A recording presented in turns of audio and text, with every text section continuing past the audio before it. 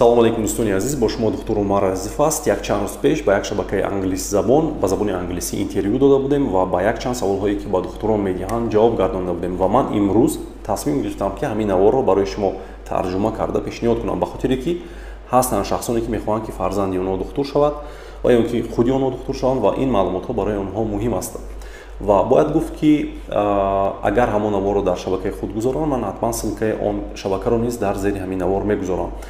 Инчунин мехоҳам як маълумотро ба шумо расонам ки аз сабабе ки канали мо, шабакаи мо монетизатсияш куштагӣ аст, яъне мо реклама намегузорем, рекламаҳое ки YouTube мегузорад, аз ҳамин хотир YouTube наворҳои моро паҳн намекунад, барое ки шабакаи мо ягон фоидае ба YouTube надорад.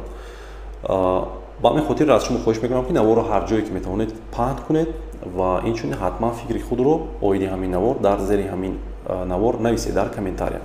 пеш аз сар кардани мавзӯъ мехоҳам як эълони хурдро дӯстони азиз ба шумо расонам. Чӣ хеле ки баъзеи шумо огаҳ ҳастед, ман аллакай ба Тоҷикистон баргаштам ва як чанд муддат дар Душанбе мемонам ва бояд гуфт ки аллакай як чанд беморонро қабул кардем, ҷарроҳия гузарондем дар як клиникаи шахсӣ ва бояд гуфт ки мутаассифона ҳастанд ҳолатҳое ки баъзе шахсон бо мо маслиҳат нокарда аз роҳҳои дур, аз хуҷанд, аз Кулоб аллакай шудани ин ҳолатҳо меоянд, вале мо бо сабаби тангдастӣ, бо сабаби набудани имконият наметавонем ки онҳоро қабул кунем ва ба ҳамин хотир ман тасмим гирифтам ки барои худ як ёрдамчӣ гирам ва акнун аз ин пас шумо метавонед ки танҳо пас аз занг задан ба он кас ва маслиҳат кардани вақт метавонед ки ба назди мо биёед ва аз ташхис гузаред.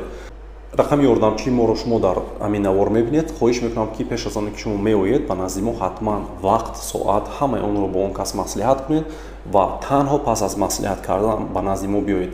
чунки мешаванд ҳолатҳое ки дигар беморро дида истодаӣ, вале шумо меоед вақти дигар беморро танг мекунед, имконият намешавад ки мо масалан вақти бисёртар сарф кунем барои он бемор ва фикр мекунам ки агар ҳамин кор барои шумо шавад, шумо ҳам хафа мешавед.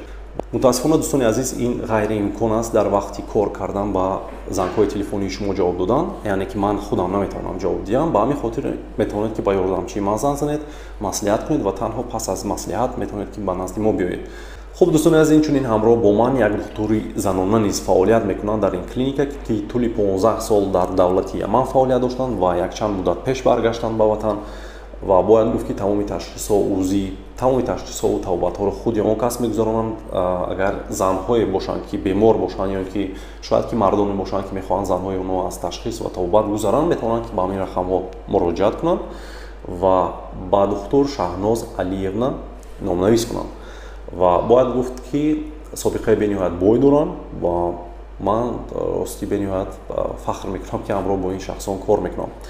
хуб инчунин ногуфта намонад дӯстони азиз ки клиника дорои яке аз лабораторияҳои беҳтарин ва аврупоӣ мебошад ва бояд гуфт ки шумо метавонед ки тамоми таҳлилҳо, таҳлили хун бошад, спермограмма бошад, таҳлили пешоб бошад, таҳлили фазла бошад, чӣ таҳлилҳое ки набошад, яъне анализҳо набошад, метавонед ки дар ҳамин клиника супоред ва ҳамин таҳлилҳо танҳо дар гӯем ки таҷҳизотҳое ки аз Аврупо омада шудаанд дар онҳо санҷида мешаванд ва метавонед ки бо дили пур натиҷаи онро ба дасти худ гиред ва донед ки дар ҳақиқат гӯем ки ҳамон нишондиҳанда ҳамин гуна аст, яъне аниқ аст. хуб ба ҳар ҳол дӯстони азиз, маълумоти пурратарро метавонед ки аз ҳамин рақамҳое ки дида истодаед дар экран метавонед ки гиред дӯстони азиз. хуб шурӯъ мекунем мавзӯи имрӯзаро.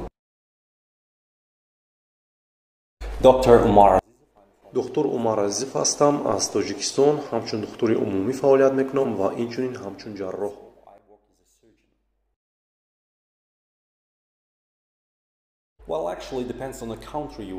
ин аз он вобаста аст ки шумо дар кадом давлат мехонед. дар давлатҳои пасошӯравӣ 6 сол шумо донишгоҳро мехонед. дар ин 6 сол шумо тамоми бемориҳоро, ташхисҳоро, дороҳоро ва ғайраҳоро меомӯзед.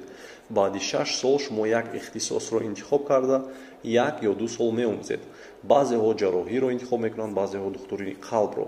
дар умум шумо 7-8 сол таҳсил мекунед. дар Аврупо ва Амрико ин метавонад 12-13 солро дар бар гирад, баъзе вақт ҳатто зиёдтар. This can take up to 12-13 years, sometimes even more. Well, I think that in any specialty. ба фикри ман ҳамаи ихтисосҳо мушкилиҳову қиниҳои худро дорад. ман дар ду самт беморонро қабул мекунам. якум ҳамчун духтури умумӣ ва дуюм ҳамчун ҷарроҳ. ин маънои онро дорад ки ҳамчун духтури умумӣ ман ба пешгирӣ, ташхис ва табобати бемориҳое ки бисёр вомехӯранд машғулам. фарқ надорад бемории шуш бошад, гурда, асаб ва ҳатто пӯст. агар машварати духтури махсус лозим бошад беморонро ба он кас равон мекунем. дуюм ихтисосе ки ман фаъолият мекунам ин ҷарроҳӣ мебошад. агар ба бемор ҷарроҳӣ лозим бошад ман онро мегузаронам, албатта агар ба ихтисоси ман алоқаманд дошта бошад. хуб магар ин мушкил нест? албатта ҳаст. ҳама ихтисосҳо хислатҳо ва мушкилиҳои худро доранд. Any specialty has its own characteristics and any specialty is complex in its own way.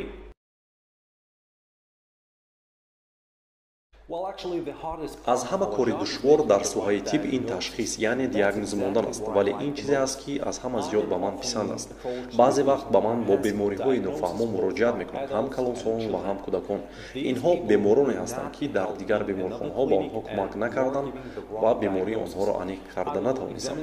ман онҳоро пурра ташхис мегузаронам ва диагноз гузошта табобат мекунем. муайян кардани беморӣ ва сабаби беморӣ ба ман бисёр писанд аст. вақте шумо беморро бемориашро аниқ мекунед, одатан табобат кардани он осон мешавад. дар вақти фаъолияти худ ва таҳсил дар дигар давлатҳо чандин бемориҳоеро дидем ки кам вомехӯранд. ман дар он ҷо бемориҳои вегенера, амилоидози гурда, синдроми стивенса ҷонсона, лейтиноз ва дигар бемориҳоеро ки кам вомехӯранд дидам. бениҳоят душвор аст ин гуна беморонро бемориашонро ёфтан. барои ҳамин вақте шумо меёбед бемории ин шахсро ва табобат мекунед он касро, ин як эҳсосоти бениҳоят хуб аст.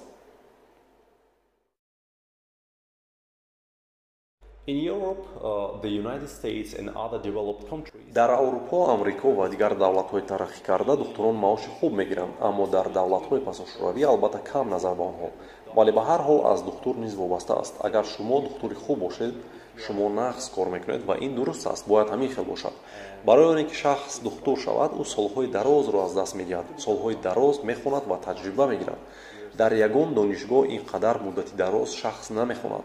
оддӣ аст, нағз хонӣ, нағз кор мекунӣ, вале албатта шояд шумо бой нашавед ва миллиардер ҳам нашавед. вале фикр мекунам шахсе ки мехоҳад миллиардер шавад ба соҳаи тиб намеравад. Become rich, you are unlikely to become a billionaire by working as a doctor, you know. But I'm sure a person who wants to become a billionaire doesn't go into medicine.